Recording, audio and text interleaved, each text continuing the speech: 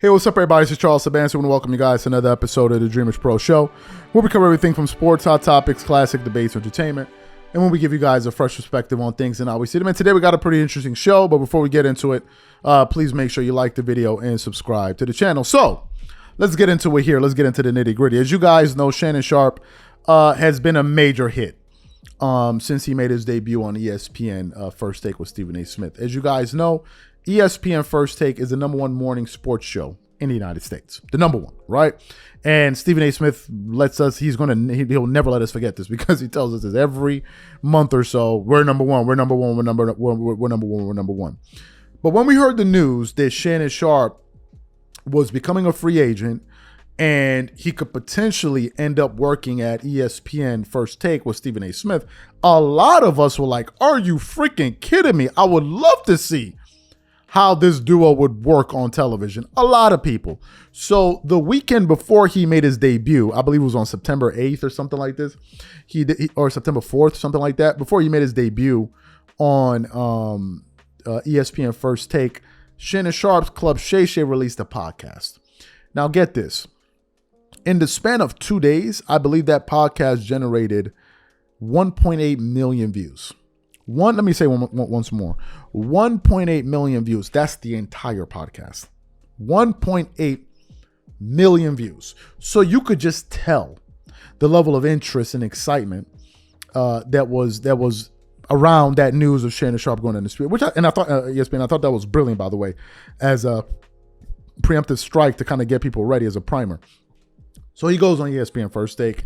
He comes out there with the cowboy hat, and they do their stuff. And then, of course, Shannon Sharpe calls Stephen A. Smith Skip Bayless, Skip, and then people would call about that, blah, blah, blah, blah. So people have that. He goes there. He does his 2 shows. Then a few days later, what some of us were waiting for was, well, what were the numbers? What were the ratings? Well, apparently, his debut on FS1 was an absolute major hit. So let me just read a report from thespun.com that actually talks about the viewership numbers to Shannon Sharpe during his on his First Take debut. This article was published on September 8, 2023. It says, on Monday, Hall of Fame tight end Shannon Sharpe made his debut on ESPN's First Take.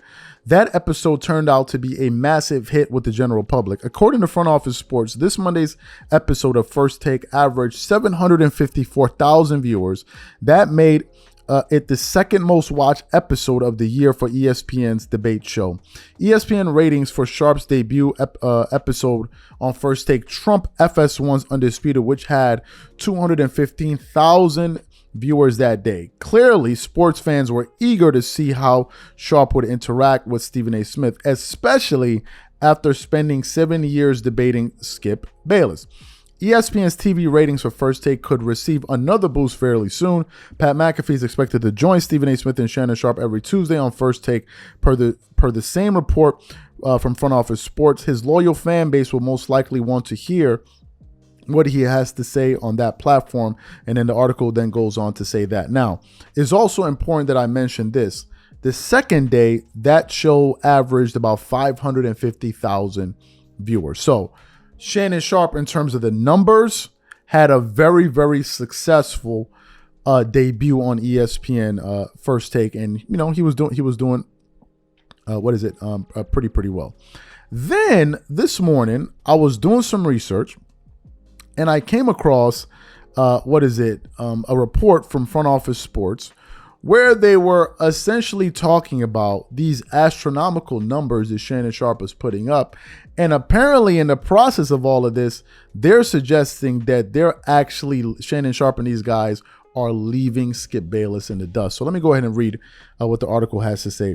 It says, Shannon Sharpe boosts First Take ratings, leaving Bayless behind. Stephen A. Smith's recruitment of Shannon Sharpe to First Take continues to pay dividend for ESPN. The 3-time Super Bowl champ returned to First Take early this week with Smith and Molly Kerm. For the second week in a row, their audiences dwarfed those of Skip Bayless' rival Undisputed Live on FS1. On Monday, after the first weekend of the NFL season, First Take posted 626,000 viewers to 185,000 for Undisputed. On Tuesday, the day after Aaron Rodgers' season-ending injury, First Take drew 717,000 viewers compared to 118,000 for Undisputed. That was the third biggest audience for First Take this year, behind only Sharpe's Labor Day debut and the February 13th episode after Super Bowl 57. Sharpe appears on First Take Mondays and Tuesdays. The two-day average for his shows this week was up 22% from the comparable episodes last season. These numbers also nearly double the show's average audience of 363,000 viewers in July. And then basically, the article then concludes that with New York Jets superfan Mike Greenberg in mourning over Rodgers' injury, Get Up also had a huge Tuesday, averaging 658,000 viewers for a 59% increase. Bayless and FS1 have fought back by landing Colorado's coach Deion Sanders, the hottest name in sports, 2 weeks in a row on Undisputed. And then basically the article then goes on to say a bunch of other things. Basically, what this article is telling me is that Shannon Sharpe is moving the needle at ESPN First Take. He's moving the needle, whether we like it or not. The guy is putting people in the seats. I mean, he's having a profound effect on the viewership.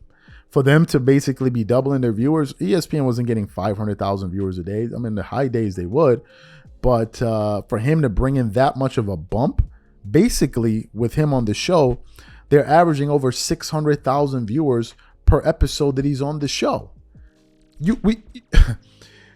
We can't deny those numbers.